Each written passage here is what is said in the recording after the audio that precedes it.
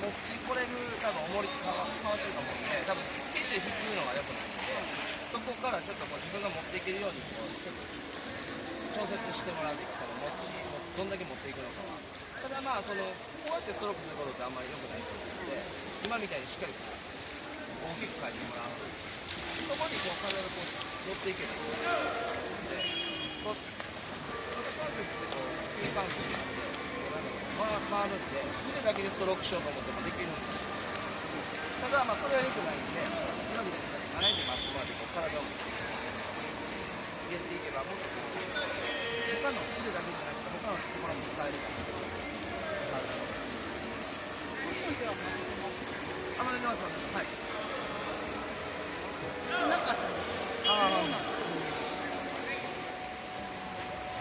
一番力入るのがキャッチであれば、そこからこううまくこう体運んでこないと多分ダメかなと思うので、逆にキャッチするってこう結構浅いことが多い。それはそれで問題はない。逆にかけないのに重たい水かいて肘に引いちゃう方が良くないと思うので、そこだけちょっと注意してもらいたい。重たい水がずっとこう重たくても一瞬でこう抜けていくと思うんで、だんだん早くストロークするから早くストロークすれば多分水って切れていくんで、抜けていく感覚が出てくるかなと。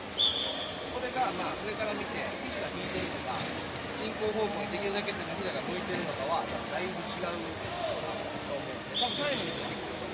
自分の感覚的にも違うと思うので、プロの場合とか特に進行方向にできるだけ手のひら向いてる時間が長い方がいい。そこから上に上げるとかした方がすぐにこう進行方向に手のひらがなくなるとスピードで出にくくなるので、できるだけ進行方向に向かって手のひらが出るっていうのが一番ベストなんです。ただまあ後ろまでかけ切っちゃうとどうしても上げてくるのに時間がかかってくると思うので、そこはまあより自分がベストなポジションで上げてこれば手のひらの向きを注意していけばいいかなと。手のひらの向きが重要。待つっていう感覚はあんまりわかんないんですけ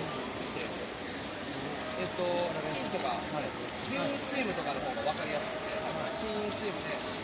乗せやすい状態でこう待つとか、僕がやってるドリルになれば、まあこうインストロークしてきて、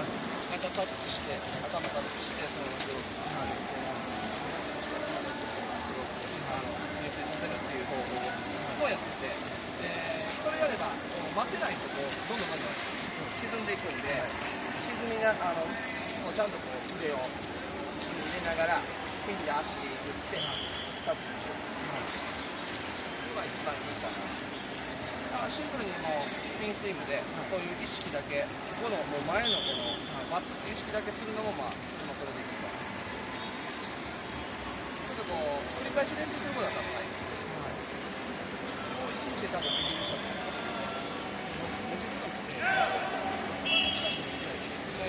僕はみんなちょっと深めに入れてて、こう中に目の前ぐらい、結構深めに入れるんで、まあ、ちょっとやりにくさがある人は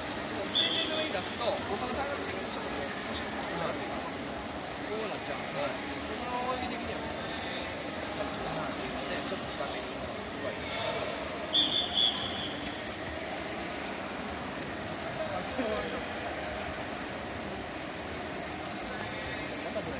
ああ